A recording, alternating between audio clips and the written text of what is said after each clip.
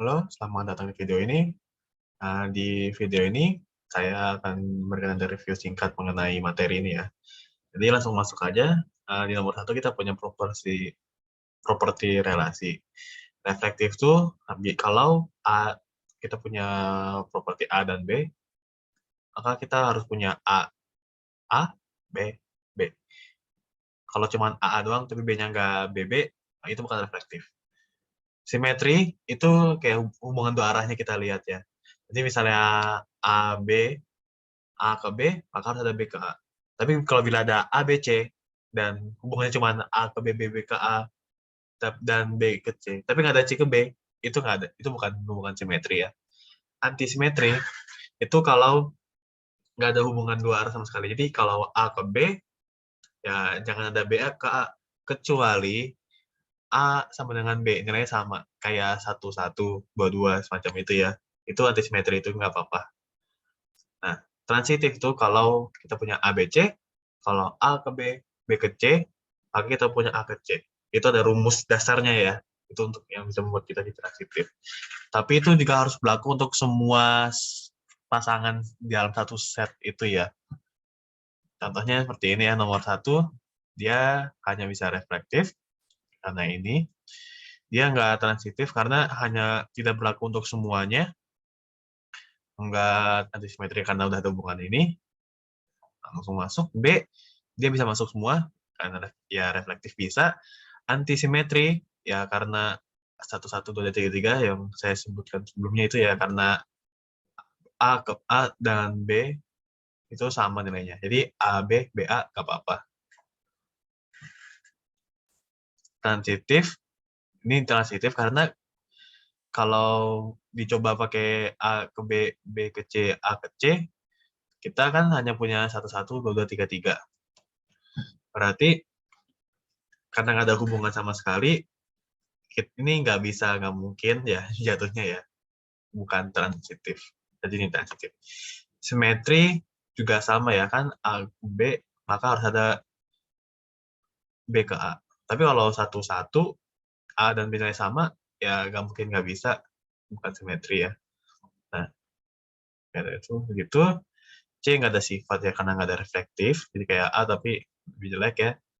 D dia dapat transitif karena kalau dihitung kayak ini ya, rumus ini ya, 1, 1 ya, 1, 1, 1, kita perlu 1, 1, ada 1, 1, 1, 1, 1, 3, ini karena ini nyambung, 1, 3, kita perlu 1, 3, ada 1, 3, 2, 3, 1, 2, 2, 3, 2 nyambung, oke, 1, 3, kita perlu 1, 3, udah ada, oke itu transitif, aman.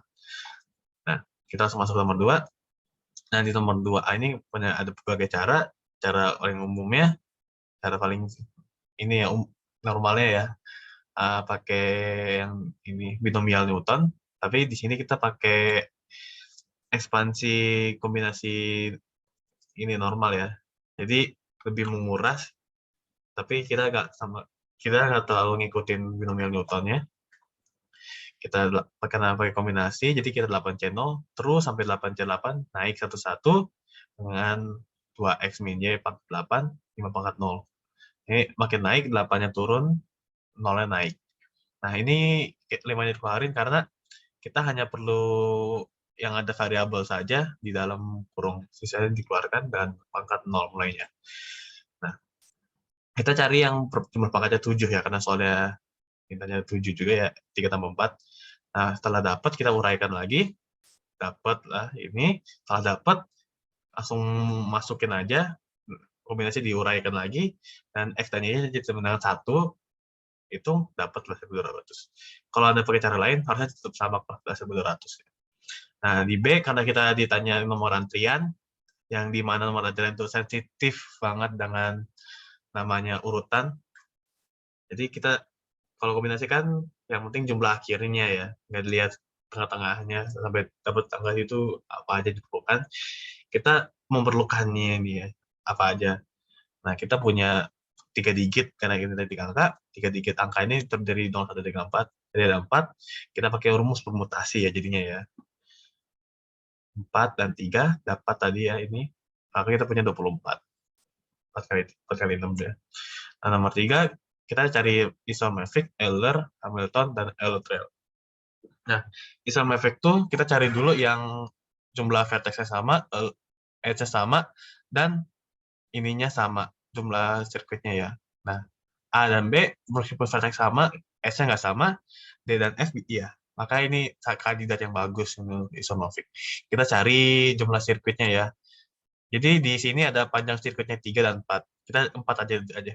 Sekarang karena cuma satu doang ya. Karena 1, 3, 4. Dah, Anda nggak bisa membuat lagi hal lain. Dan di sini kita bisa buat ini 1, 2, 3, 4. Nah, itu baru aja kita buat ya, isometric.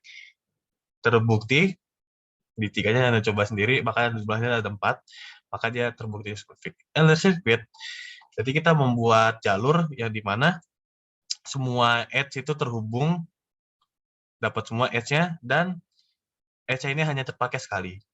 Enaknya, kita bisa menggunakan vertex berkali-kali. Kayak A, kita mulai ini Euler circuit, jadi meskipun kita pakai 6 dan 1-nya berkali-kali, yang penting edge-nya kena semua. Itu nggak apa-apa. Jadi A dan B, Hamilton graph B, D, E, F. Kenapa? Karena Hamilton graph itu ya sebuah ini ya, Hamilton graph. Kita nyari vertex-nya, semuanya kena vertex sekali juga. Enaknya, kita bisa pakai, nggak bisa mengabaikan beberapa edge. Yang penting kena semua. Kayak B ini, rute salah satunya bisa,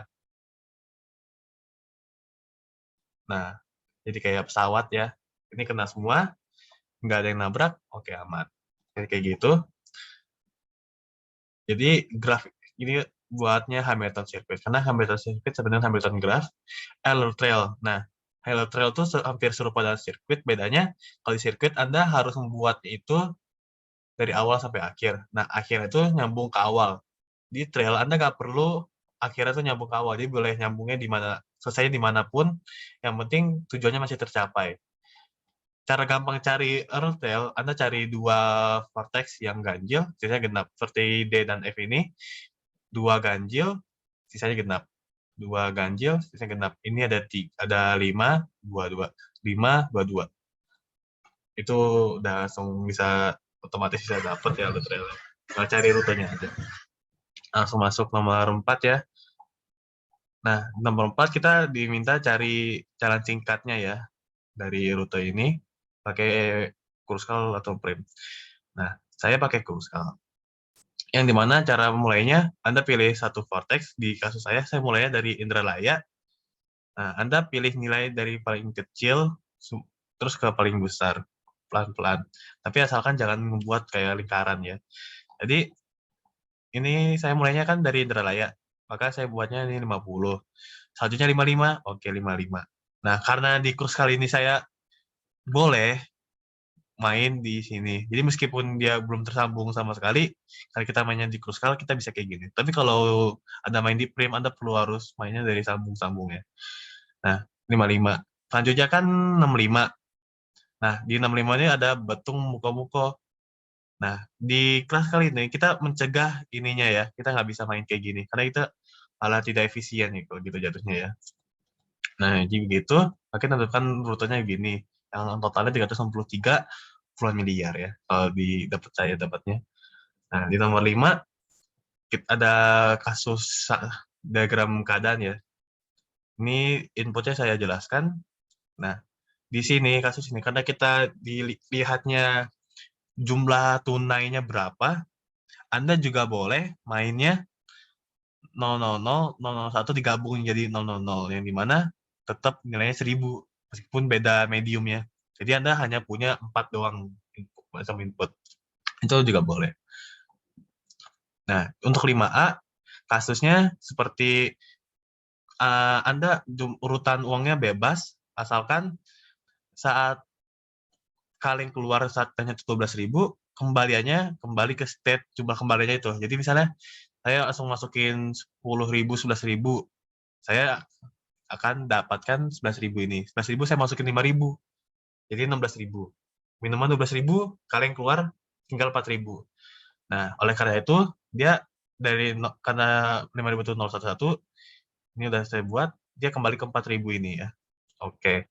Untuk 5B, kalau keadaan rusak berarti si kembaliannya ini tadi, kasus yang ke 4.000-nya ini, dia nggak bisa kembali ke 4.000, dia kembali ke keadaan yang baru, yang dimana dia nggak bisa lanjut.